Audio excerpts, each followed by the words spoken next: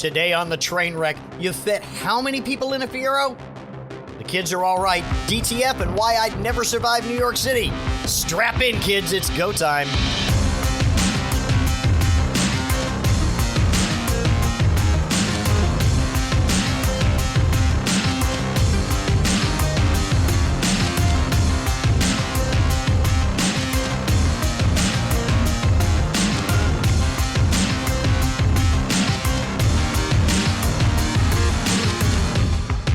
Hey, you sick, twisted freaks. It's Roley. How you doing? Welcome to the show.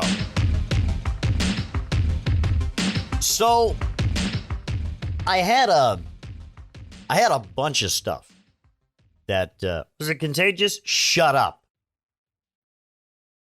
I had a bunch of stuff that I had prepared for the show here, and I had a totally different monologue prepared, but then this week happened. And I don't know what you're trying to say with that. I'm trying to say that it just reminds me of a story that I have to. Okay, hold on. Grab the pot. Is this going to be a speech? Not necessarily. It's. I just want to know because do we need to hunker down for? Are we going to be here for a while? Because we're burning daylight, and it's shut. What the fuck? What are you talking about, Al? What you? I'm trying to start the. Oh, look! Is there anything new under the sun here? Is there any? No, not really. So why would you expect anything different at this stage? I mean, he is right. I mean, we've been doing this for oh Jesus, how long have we? Well, it's January of 2023, which means that we have been doing some version of this bullshit. Yes, for, oh God, 32 years now? Yeah, because the first time I ever did any of this, well, okay, as far as the radio or anything, I mean, I started doing like tapes and stuff like that in 88, right? But the first time I ever did anything live on a microphone for people other than my friends to hear it was 1991. January of 1991. And the first people that actually showed up on this show, the first voices in my head, I mean, other than the ones that the first voices in my head to ever show up were Alex, who Alex comes and goes. I gotta be in the right mood for him. And mood is for cattle and love play. Great callback, thank you. But Al and Bubba here have been with me for 32 years. Oh God. I don't even have to write for these guys anymore because I don't know what you're trying to say. I mean, did you even hear that? Not really. It's, you must be talking about Inside Baseball because we never hear that. Why? Why do you never hear that? I think it's because I think it's because we're not really, what are we talking about? That's the point. Thanks. Okay. What they're trying to say is that as characters inside my head, they don't actually hear it when I talk about Inside Baseball like this. So, are we still on the show? This is the show. Yes, it's. What are we? Okay, we can move on. Thank you. So what a week, huh? Mr. Segway. So I want to tell you a story about my young misspent youth, and there is a point. Is there ever really a... come on, guys. So, I have lived in Virginia Beach since... I lived here from 1977 to 1980. And then for 2.5 years, we were stationed in Guantanamo Bay. And then we moved back here in February of 1983. And I've been a product of the project is probably best. Yeah, I've been a project of the Virginia Beach public school system since from 77 to 80, and then from 83 to 88 when I graduated from high school. And the summer I graduated from, now the spring, the spring was the first time I went to the Outer Banks and worked at Waterfall Park over spring break, and forgot suntan lotion, sunscreen of any kind, and got sun poisoning, and came back. And the first day back from spring break in my history class, Mr. DeWolf said, any current events? And somebody said, hey, yeah, dude, Roley got some sun. I was lobster boy, and I started molting right there in the class. It was just special. Peeling off whole sheets of skin, freaking out the girls. Look, oh, gross, and walk away. Yeah, I had it. I had the swag. That swag? No, not really.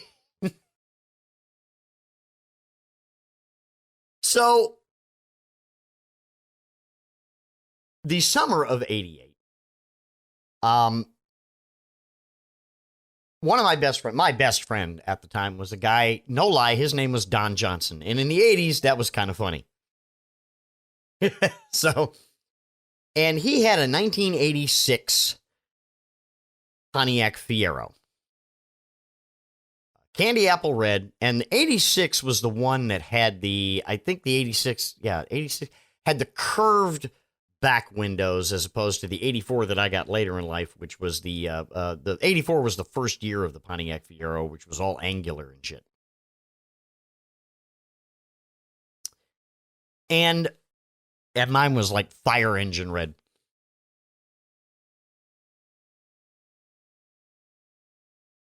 And is there a point? Not really. I'm just describing the Fiero. If you don't know the Pontiac Fiero, it's a 2-engine mid-seater car.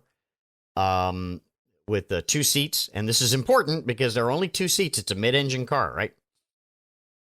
And it's very low to the ground. If it was any lower, you'd be driving in a hole. And that summer, Don and I decided that we were going to go to the Outer Banks and get a hotel room and just kind of spend some time on the Outer Banks all by our lonesome. And it was the first time that we would have gone and done something like that by ourselves. And I was kind of nervous about asking my parents, like, can I go be unsupervised for a week? And because at least when I went during spring break, I was living in a trailer with 6 or 7 other guys, and we were manning the rides at Waterfall Park. I was part of that, so there were people keeping an eye on us. We decided to go down there and hang out with the guys at Waterfall Park for a week or so. And we got a hotel room, and we just basically crawled the Outer Banks for a week. And I remember going to my mom and saying, Mom, I wondered if we could go to Outer Banks for a week and just kind of chill. And I thought she was I was surprised I even got the sentence all the way out, because I was expecting a no. I was expecting a no to rain down on me like hellfire. Because my parents were not the kind of people that would have allowed me to do something like that. Now, in retrospect, I will say a couple things. At that point in time, my younger brother, had dropped out of high school and wasn't living at home. And I was living at home at the time. At that point, I hadn't been ejected from the house summarily at that point, because it was not yet July 24th. I was 17 years old, not yet 18, and there's a story about that down the road, trust me. So my mom said, yeah. And I was shocked. What? Really?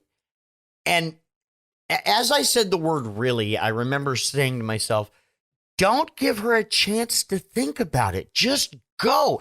And I remember packing a suitcase, right? And we I called ahead. I made a reservation, stuff like that. And we left. We were gone. We were done. And back in 88 in the Outer Banks, it was much easier to get a hotel room, especially if you weren't really, we decided that we weren't going to be spending a whole lot of time in the hotel room. So it didn't really matter.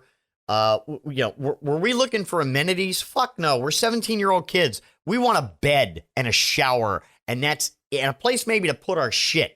And that's it, right? And the place to put our shit was really kind of optional because we had suitcases. They could just throw that shit in the corner and go, right?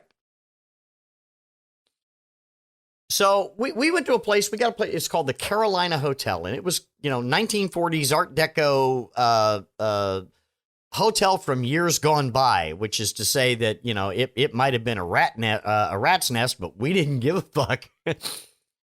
So we went down there, and we spent a week down there and we had a lot of fun. We got in a lot of trouble. We had a lot of fun. We got in a lot of trouble. We had a lot of fun.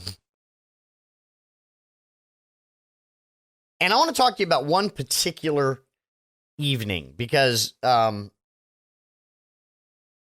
and I and the guys from Waterfall Park that were there that year, we went to a place that we probably shouldn't have been, which is to say a bar. I was not yet 18 years old. I would have been 18 years old probably in about a month and a half when this happened because it was right after school ended. So that would have been June of 88. And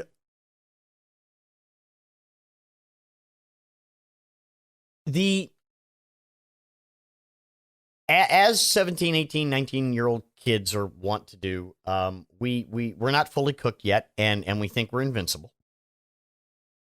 And we had, there were girls. Of course there were. And there were rednecks. Of course there were. This is North Carolina.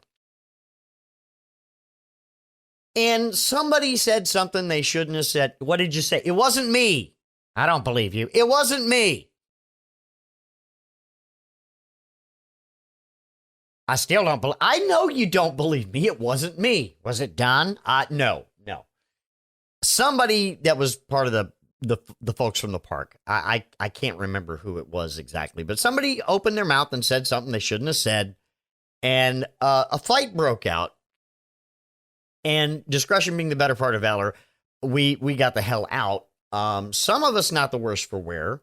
Some of us met fists and other objects on the way out the door. I was one of them, but I was okay. Somebody Waffle Housed me on the way out the door. I got hit with a chair is what I'm trying to tell you. I got, but I was okay, because the chair, it knocked me down. It didn't knock me out. It knocked the wind out of me. But I managed to get out the door without any further problems. And well, that's a blessing because, usually you're the one that opens your mouth and you get the shit kicked out. Yes, I know. So there's a bunch of us outside at this point. And the only car that we have is the Fiero. Don's Fiero. Don's 2-seat Fiero. And there are more than two of us. And some of us are not in the frame of mind to much less walk home because, well, the people that own the bar knew the people that own Waterfall Park, and they kind of let us, it was the liquor laws they were there, but they were more like guidelines. Let's just put it that way for these people. So most of us are in some state of inebriation. And the bright idea that we had is that Don was a straight edge, so he didn't get involved in this. So he was okay. Which means that the only person that could drive was Don. And the only car that we had was Don's car. And we had way more people than we had seats. And this is why I believe that Don probably should be the perennial Tetris champion, because we managed to get more people in that car then it should be. I think we broke the laws of physics.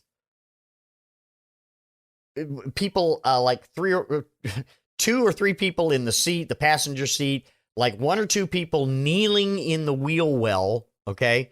So they were facing the people in the seat. They were kind of mushed together. We have one guy in the center, the little the center column between the seats, the center. What do you call it? The glove compartment. Sitting on that and had his head sticking through the popped sunroof that we managed to put in the trunk.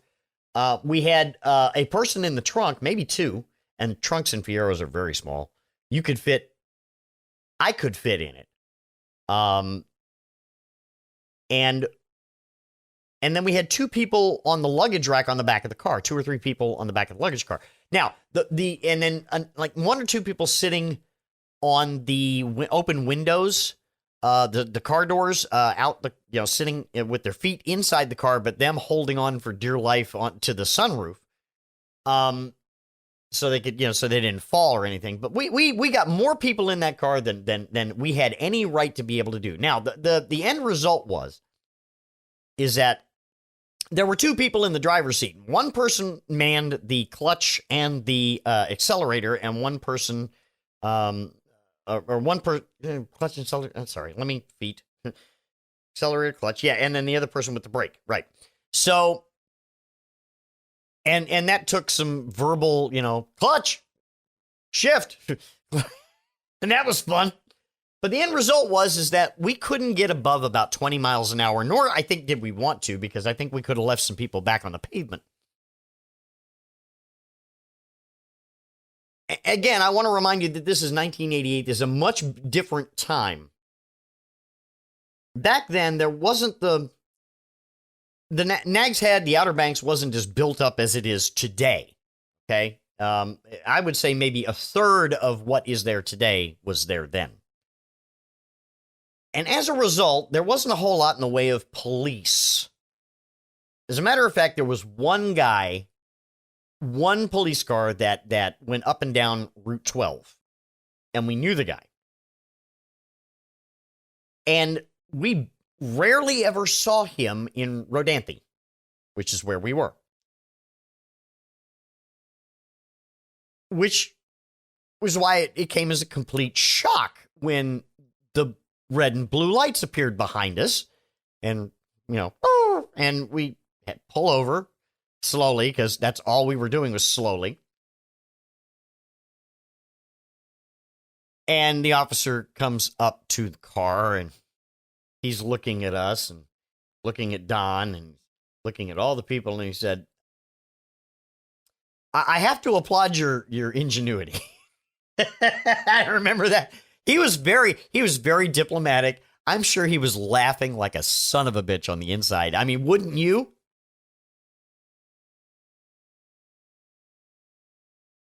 And license registration, that took some doing to get to the. Okay. And he came back and we got a ticket, and we had to basically people had to walk home. And Don and I drove back to the Carolina Hotel, and basically we shoveled people back and forth for almost an hour, probably back and forth up the highway down Route 12 to get people where they needed to be, and then we finally ended up at our hotel, and just laughed about it. But I will never forget what the officer said to us. And I think it is appropriate for today. He said to Don, said to all of us, that just because you can fit all the people in the car doesn't mean you can drive the car. Just because you can fit all the people in the car doesn't mean you can drive the car. And as I watched the proceedings this week with the 15 votes to make Kevin McCarthy Speaker of the House, I was reminded of this story, especially with the 20 people that kept holding out and holding out and holding out because they want control of the Republican caucus, that they want to drive the car. They all fit in the car. Doesn't mean they can drive it. When I say car, I mean government. I mean Congress. For 4 days, we didn't have a functioning democracy. For 4 days, we didn't have a functioning government because one of the branches of government couldn't get its crap together. And they tried to shove a whole bunch of people in the car and thought they could drive it. They found out, oh, no, sir, you cannot drive the car.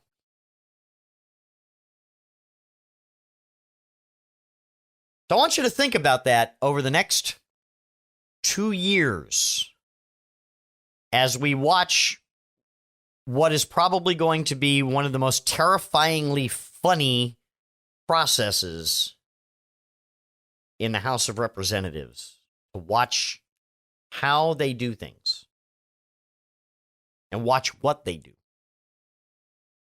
Because they all managed to shovel themselves, wedge themselves, shoehorn themselves, Tetris-like, into car.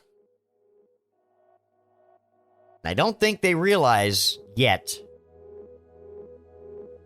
that there's a difference between fitting in the car and driving it.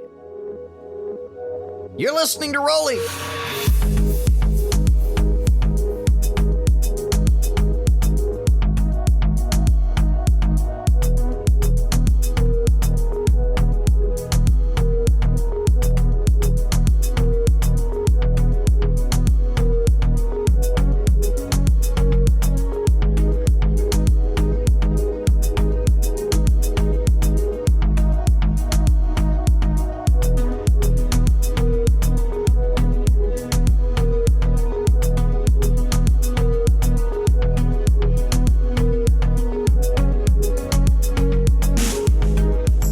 Now, I'm sure that I'm not going to be shocking you any way, shape, matter, or form when I tell you that I am not what you would call a frequent reader of the Daily Caller.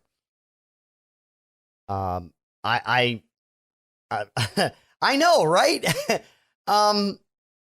Tucker Carlson is well, he's a little punk bitch, basically, if you really want my honest opinion. He's white supremacy all dressed up in a, well, he doesn't wear bow ties anymore, but, I just see him as a bow tie. What I actually see him as is the guy who got his ass kicked by Jon Stewart some years ago. Jon Stewart, the man who single-handedly ended Crossfire. That bullshit version of Crossfire that they had in the 2000s. Crossfire used to be a pretty good show back in the day. We used to watch it all the time. Of course, it had, Tucker's intellectual daddy, Pat, Pat Buchanan. Yeah, whatever. And Michael somebody or other, but God, he used to have, I can't remember. He started Slate. Because Slate was, yeah. You're going down a rabbit hole again, aren't you? Yeah, I kind of am. Slate, I think it was Slate, actually started as a magazine that was, it came along with Windows 95. I remember that those two being tied together. And Michael, he left Crossfire to start that magazine.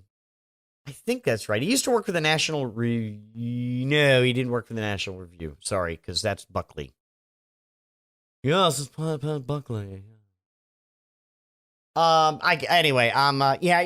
could you just put this one to, yeah, I'll sew it right up. Thank you. So I don't read the Daily Caller all that much, but I did get a story that caught my eye, and it says, and again, shocker, unlike prior generations, analysis shows millennials are not getting more conservative as they age. Now, I need to right up front, because some of you heard the word millennial, okay? And you have a definite idea of what a millennial is. And I am here now to dissuade you of that, because millennials, the oldest millennials are in their 40s now. Okay? Can we stop that?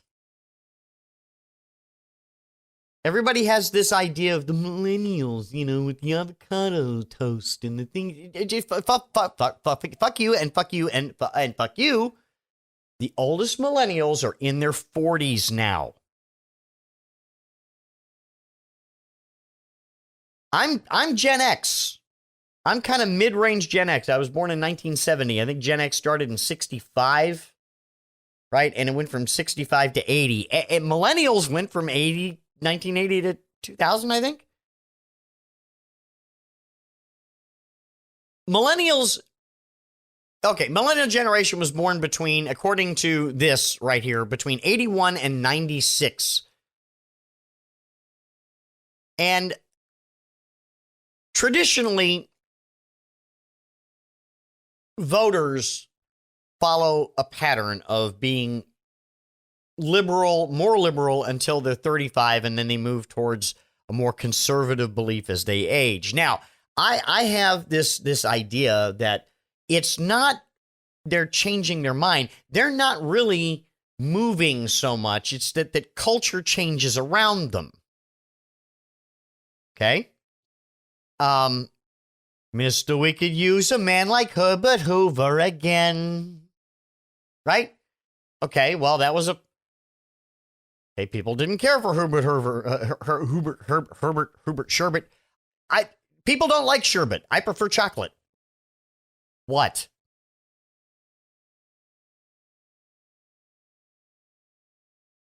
As the culture moves, sometimes people stay the same. Their core beliefs, who they are, stay the same, and that is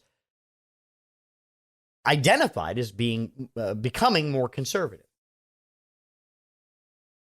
One of the main differences, I think, one of the exceptions I would think was the Reagan Revolution in 1980, because it was a rare ex-hippie that wouldn't vote Republican if you promised them a couple bucks off their taxes. And what's more, they would believe they were actually getting it.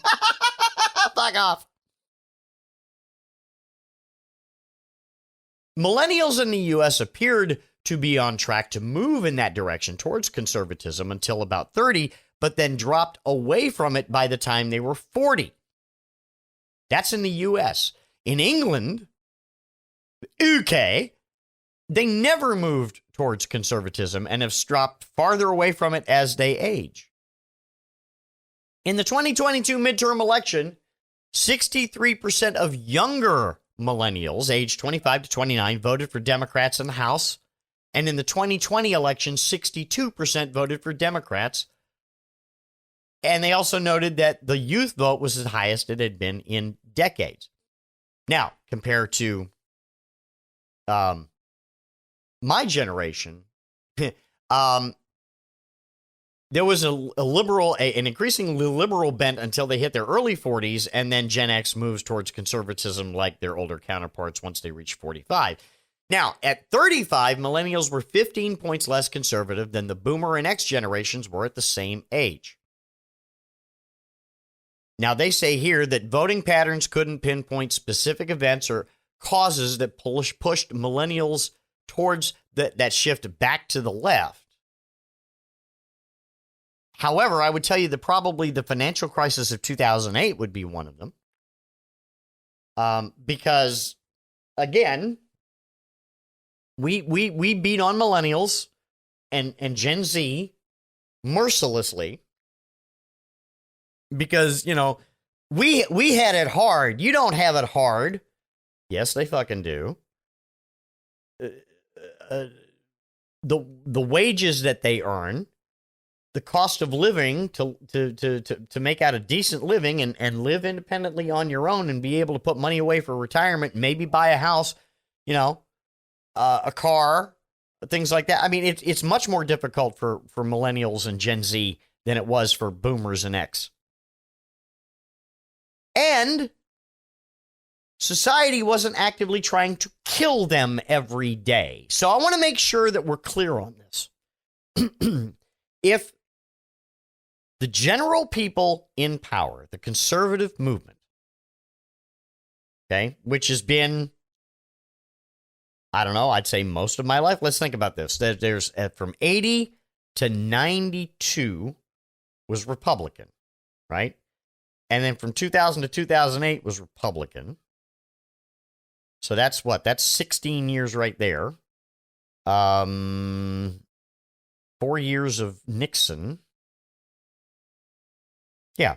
So 4 years of Nixon. So 6 years of Nixon and Ford. So 6 and 14 and another 8 is. I was told there would be no math.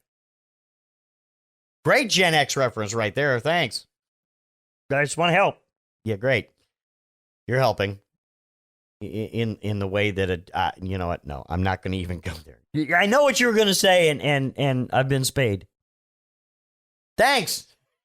Good to know. I know where I have my shots. I know where my pad is. Okay. I need to go walkies.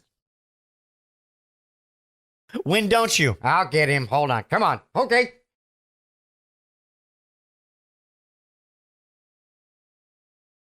Half my life, I guess you could say, has probably been conservative. But then again, remember that, you know, the legislature has been conservative mostly. And the culture, there's been this culture war for most of my life, right? With the moral majority and evangelical Christians and the Tea Party and now whatever the fuck this is, MAGA.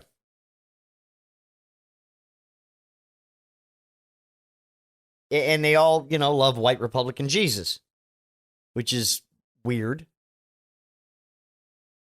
War on Christmas and all that stuff. And, of course, you know, they don't mind people carrying every manner of fucking death machine that, you know, they can fit on their person. And we don't want to do anything about mental health, which, you know, I understand that's an excuse, but it is a factor. We got people snapping left and right every goddamn day for whatever reason. And one of the reasons that I'll just say is, you know, we love the troops, man. We love them until they come home and they need help. And then we kick our ass to the curb for whatever reason. And they can't get, you know, services that they need. And then they end up snapping and, you know, doing that. We also have a problem with how do I put this? How do I put this bluntly? Men. We have a problem with men. And I don't know where this came along, but I think we need, it's a totally new, well, it's an old concept, but a new country that I think we need to discuss. It's a new kind of quasi country inside the United States. I don't know if they have their own flag, but maybe they should. It's you know, we have, it's a different, we have, of course, in the United States, we have Virginia, we have North Dakota, South Dakota, Maine, Massachusetts, yada, yada, yada. And inside each one of these is the friend zone. Because we have young men, generally, but older guys too, that have a real problem with personal relationships and think that they're owed things. And there's a lot of privilege and a lot of assumptions and a lot of inherent violence there.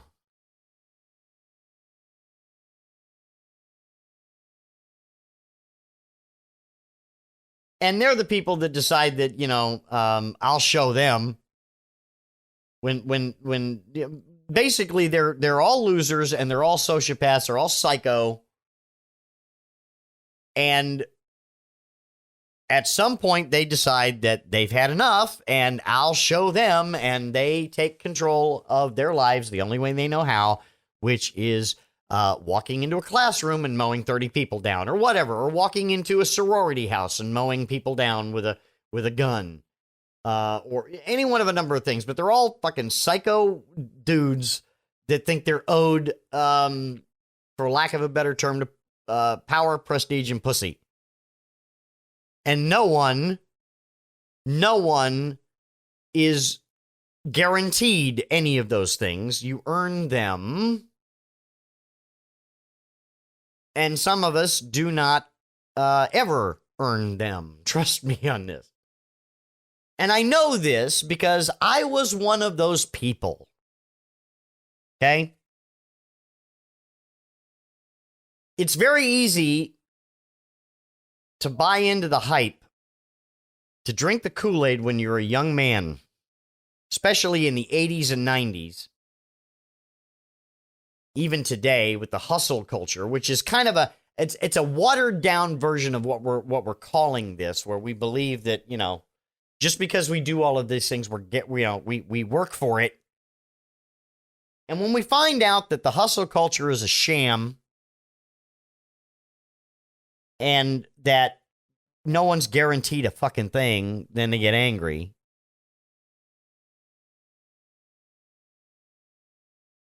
I think John Hughes movies did it for a lot of us, where we thought that, the nice guys finally get the girl. No, they don't.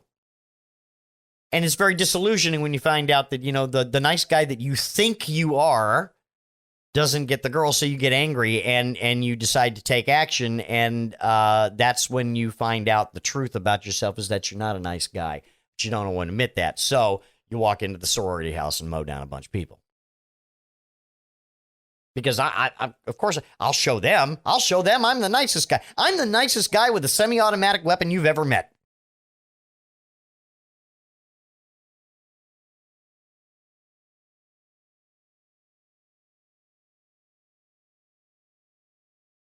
So,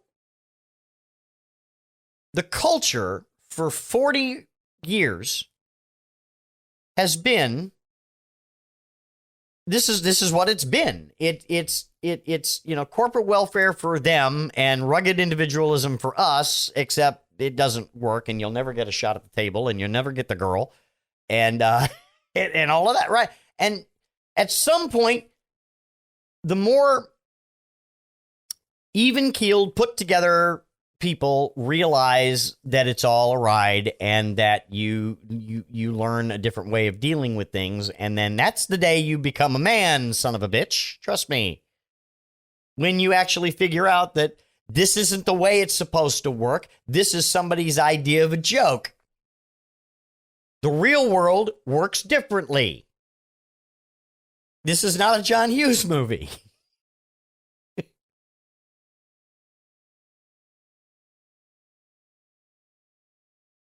So then you learn and you get on with it. And then that's when you start to succeed at life, the universe, and everything. But until then, you're just fucked. It's the people that don't make it over that hump, that the people that we need to worry about in this day and age. But the culture is that, right? And then we have a generation of people, millennials and Gen Z, that's saying, we're not playing that fucking game anymore. And by the way, fuck you for making us try to play that game. And fuck you for inventing the game. And then we shit on them for avocado toast being the reason they can't buy a house. No, motherfucker, the reason they can't buy the house is because, capitalism. And not being able to tie wages to inflation. Not being able to keep taxes tied to reality. That some of us down here pay more in taxes than people who make a bajillion dollars, or companies that make a bajillion dollars. But that's okay, right? Because, we don't need Amazon and Apple and Google and Facebook and all those people. IBM, they're okay. They're fine. We're not even going to go after Trump for fucking around with taxes, because everything he did was probably illegal. He found loopholes. And we won't close the loopholes, because it's more than just him that engaged in that shit. You know that. there is a power and class structure involved here. And the millennials and the Gen Z are the people that are rejecting the power and the class struggle. And we're telling them that they're fucking idiots. No, they're not fucking idiots. They're fucking brilliant.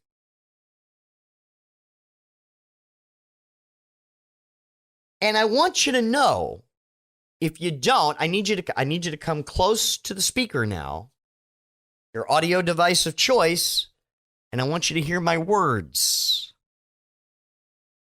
We, boomers and Xers, we have already lost the game. We just don't know it yet. In the next few years, Gen Z, the majority of Gen Z, are going to be of voting age. And they don't give a fuck what we think, what boomers think, what Republicans think, what evangelicals think of some topics that are, verboten. Apparently, they would like women to have a choice. They would like to not be killed by some madman with a gun. They do not care if you're gay or bi or trans. And they're going to vote accordingly. And as those people come into the majority of voting age, boomers and Xers are going to die. That is the circle of life, motherfucker. And more than that, it is the circle of political culture in the United States. Ever. Maybe around the world. The next generation is way more progressive. The next generations are way more progressive than the last two.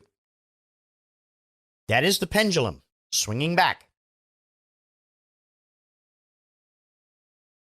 And the young people, to quote David Hogg, which I know will probably piss a lot of you off, the young people will win. And I am here for that shit. You're listening to Roley.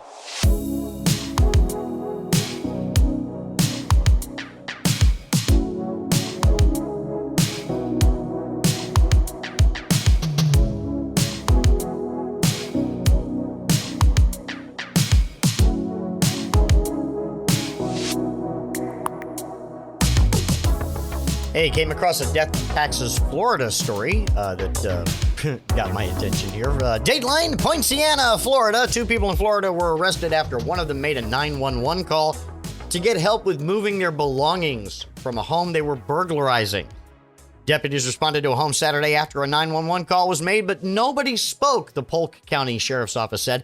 At the home, the deputies concluded nobody lived there, but they found a male suspect and his girlfriend inside the home after entering it through an unlocked door. Deputies had been searching for the male suspect after identifying him from security video as a burglar at a Dollar General store in Poinciana. I hope I'm pronouncing that correctly. Poinciana. Like the Christmas flower. I'll take care of it. Thank you. I'm sorry. Several items were stolen earlier in the day at the Dollar General store in Poinsettia. No, it's the town of Florida. I'll take care of him. I thought you already said that. I'm sorry. It happened quickly. That's what she's. Oh no. While talking to deputies, the female suspect told them that she had called 911 for the purpose of having law enforcement help them move their belongings from the house they were burglarizing. And they also wanted to get a ride to the airport so they could spend the weekend in New York. Deputies did help them with their belongings, and they did give them a ride, but it wasn't to the airport. And they're welcome to stay there all weekend. The Polk Pokey is much better than New York anyway. I might be inclined to agree, having survived 2 24-hour periods in New York, that you've been in. Yes, I've been. Oh my God. Let me explain. If you've heard this before, you'll enjoy hearing it the next time too. But there you go. So The first time I went to New York City, I was working for a contractor for Verizon, and DSL was the flavor of the month. This is the new thing, right? So we had this company that I work for, and Verizon, of course, is the big parent company here. They had these kiosks that they would set up in stores, and people like me, working for the company, would go up and we would show people, hey, you want to see DSL? You want to see how fast it is compared to the dial-up that you've got right now?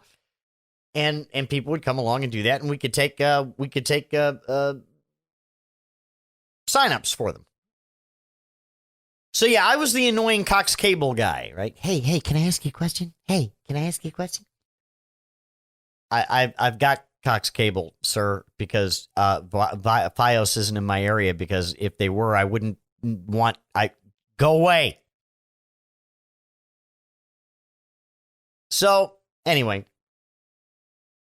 so the first time I was one of these guys, right? And we landed at I forget which airport it is, but it was the one that was right by Shea Stadium. I think it was LaGuardia. And my friends that were with me asked me to hail the cab, and I didn't understand why. And then they showed me, because they went out and hailed like several different cabs that drove right by them. And the second I put my hand out, okay, sure. They all pile into the back seat. There's 3 of them. They all pile into the back seat. And I have to sit in the front seat in shotgun next to the driver and talking to him. And I was totally, and the people in the back are behind like this plastic screen that separates the front and the back seats. So, I mean, for them, I'm sure this was just the greatest reality TV show ever made, because I'm talking to the cab driver and I'm looking at him. And then I turn to look to the front of the car and realize that we're not figuratively, not metaphorically, but literally 6 inches from the car in front of us. And I put my foot, I went for a brake that wasn't there. And I swore I was going to put my foot through the floor of that car. I mean, it's just, holy shit. Peals of laughter from the backseat, because they knew that was going to happen. Of course they did. Right? They've all been to New York before. I've never been to New York. This is the first time I've ever been. We get to our hotel room, the Gramercy Park Hotel. It is 2:00 in the morning, right? I'm tired. We haven't eaten in hours, right? But I'm tired. I want to go back. I'll get breakfast in the morning. One of my partners, a woman named Marie, comes up and says, let's go. Where are we going? We're going to go get something to eat. 2:00 in the morning. Where the fuck are we going to get something to eat? I didn't know. I'm naive as fuck. We go outside. We go to a place called City Crab. And I didn't realize. I just didn't realize. I've heard the line, I want to wake up in a city that doesn't sleep or whatever. I get it. I understand. I thought it's a song. I thought it was metaphorical. I thought it was lyrical. I thought it was anything other than truthful. And then I realized, then I found out, no, really. That city is open 24/7.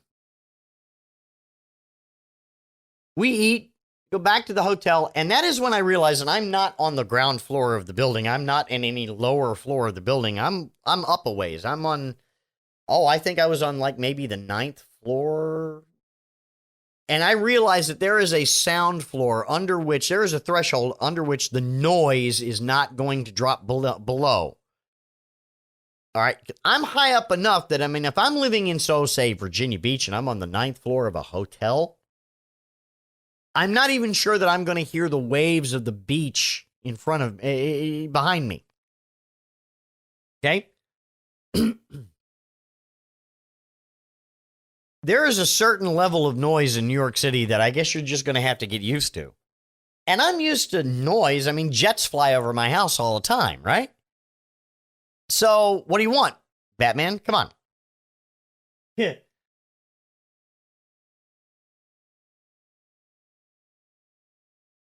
We get to the thing and it's fine. The place is a Staples store on 6th Avenue somewhere. It's something like that. We spend the day there. A lot of fun getting back to LaGuardia to fly home.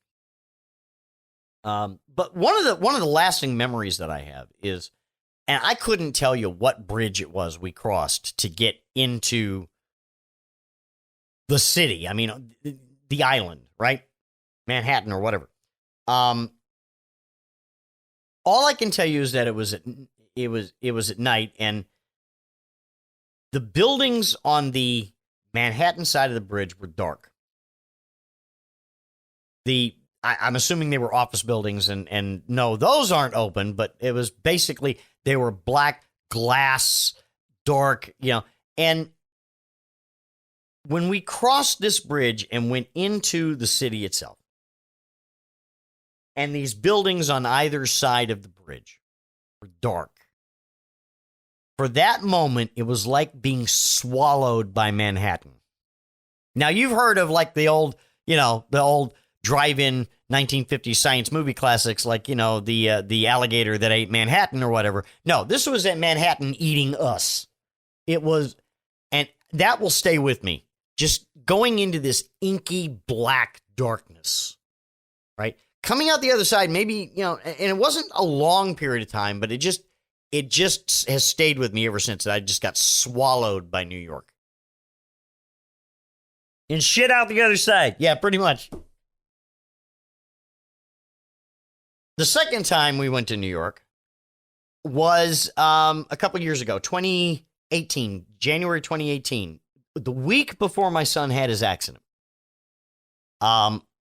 Me and my coworkers won a prestigious award for Chile. We won the Canon America's President's Award for the videos that we made, showing old farts how to connect their printers wirelessly, because that is a thing, and that's what we did. And we went under the guise of online video, online tutorials, save call centers money, and they do. If you can get people to go to the website first and learn how to connect their printers wirelessly or whatever, then they never call, right? And if you've ever worked in a call center, you know that those things bill by the minute in a lot of cases. So butts and seats, and they bill per minute call. So the call centers, especially when you work in this particular situation, is a cost center, right? It is something that costs the company money. So the less calls that come in, the less minutes on the phone, the less billable time, you're saving the money, saving the company. In this case, I don't know exactly how much, but it was a lot of money. All of our current line of printers at the time we had that were Wi-Fi. And in some cases, I mean, the first line I think we did a bunch of different things. Like we did show USB connection. You know, we got one printer, or I say we, God damn it. I haven't worked for the company in 3 years at this point. We did USB connections too for the first line of printers. There's a printer called the MG2520, which is like this is how cheap that printer is. Don't buy ink for that printer. Just go get a new printer. Okay? Just don't replace the ink on the printer. Just go buy a new printer. You know, if you go to your local Costco, buy in bulk. I knew somebody who I knew that called into the center that actually said they bought 5 of these printers, right? Because they figured that 5 or 6 of them will last them a year, right? They have it in their budget that they bought 5 or 6 of those printers, and they don't buy new ink, because to buy the ink is almost the same price as buying a new printer. Why the fuck would you do that? Just buy a new printer. Big disposable printers, man. Isn't that great? Anyway, we get this time. I'm fairly sure. Oh God, it wasn't. I think it was LaGuardia again. No, I'm sorry, it was JFK because, well, are they all? Is anything ever finished being constructed in New York? It's almost like Atlanta, right? Um, in 2018, they were in the middle of a giant renovation, and we're outside in this canopy, and this guy comes up in a Lincoln Navigator or something, black, right? And comes out and he's wearing suit and tie, and he's our driver, right? And he picks us up, and I'm in the back of a Lincoln Navigator with my boss, who is, if I called him tall, it is an insult to people who are tall. My boss is a giant. He had to duck under doorways to get through them. That's how big he was. And nicest guy in the world, teddy bear, but just fucking huge. You don't want to meet him in a dark alley, and he was an MP in a former life. So it's like, no, I'm not going to fuck with you. But luckily I didn't have to because he was a great guy. And we're in the back of a Lincoln Navigator. And we're there. What? Oh God! There was me. There was boss. There was my two coworkers. Yeah. So okay. So there were 1, 2, 3, 4, 4 of us.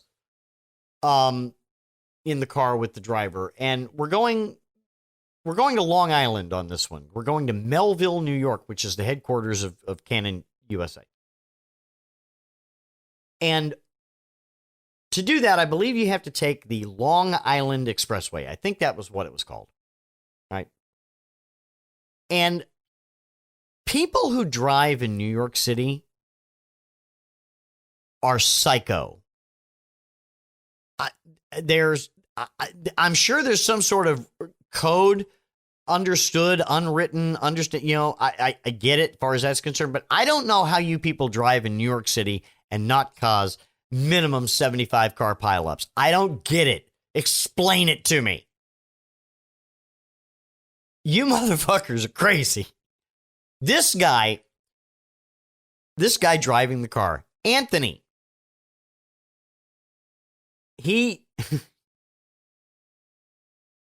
you know how when you go to an exit or you go to a place where the road splits and there's these yellow garbage cans that in the middle. So I guess if you hit it, you know, they're all filled with water and they figure, you know, you that's enough of a cushion of the blow that you won't like split your car into on the Jersey walls or whatever it is behind him.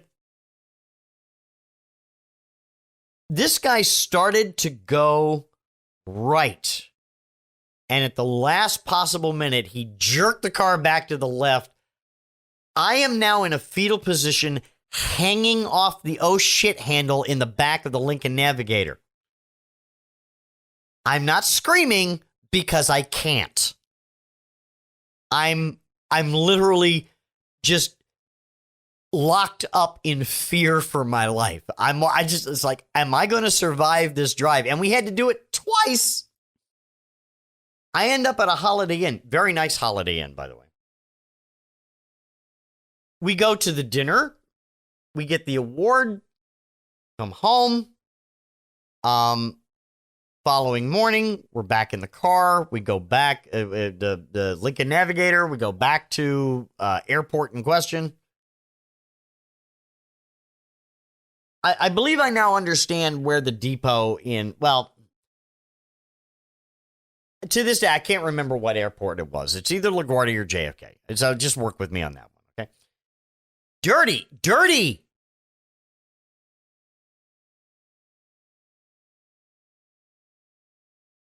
And I think I understand where the concept of everybody moving around this space and just a lot of action in a rundown environment, little garbage scape, dystopian fucking nightmare.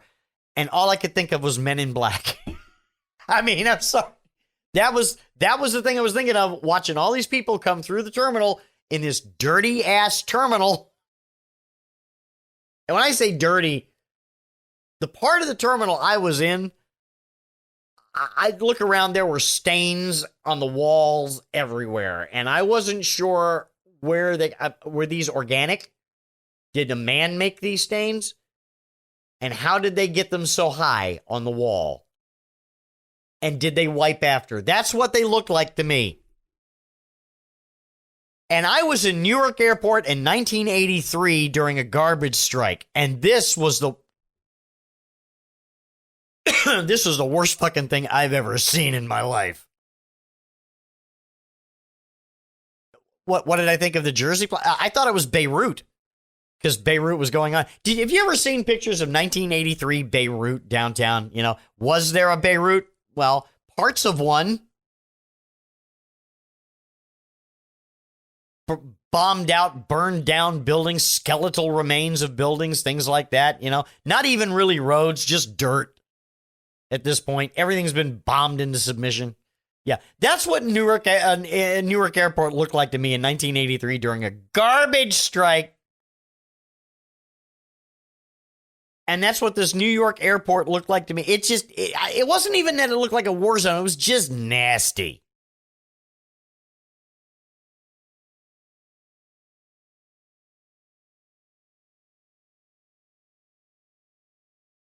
How long were you there? I have no idea, but it was enough where I was like, do I really want to go get a $15 sandwich? Oh, yeah. Those guys have you fucking... Oh, God. You want to talk about hostile fucking capitalism? Get trapped in an airport. I was trapped in Portland International Airport for 8 or 9 hours because of storms. And you know, you got to go find something to eat. And it's like, well, you know, I can go get this $15 hoagie. I could literally walk across the street to the airport to a Denny's that was maybe like a half mile down the road, right? But then I'd have to go back through security again. And it turns out we could have done that like 3 times, right? But no, you know, whatever. Do you want the $15 hoagie? Well, at some point in time, you know, you're going to have to get the $15 hoagie because you're fucking starving. Let's hear it for capitalism. All right, I think that's going to do it. Hey, by the way, this week I did a Patreon podcast. Actually, if you go to chrisroley.com and click on the Patreon link there, or go to patreon.com/chrisroley, you can get the special podcast that I do. I at least try to do one a week for all you sick, twisted freaks. And I try to do a little bit more than that, and you can see everything that we do there for the meager sum of $5 a month. I would appreciate your custom if you support what I do. My sick, twisted rantings, I would appreciate your custom. Thank you. Thank you for your custom. Appreciate it. That's going to do it for this episode of Roley. Again, one name all the same on the social media, Chris Roley, KRISROLEY, one word, if you please. There's a Twitter, there's a Mastodon, there's a bunch of stuff. Don't find me on Facebook. Don't find me on Instagram. Don't find me anywhere as far as that's concerned. But you can always go to chrisroley.com, which is our ancestral home where things flow and flow heavily. Until next time, question everything. Period. Full stop. Stay solid, people. Bye-bye now.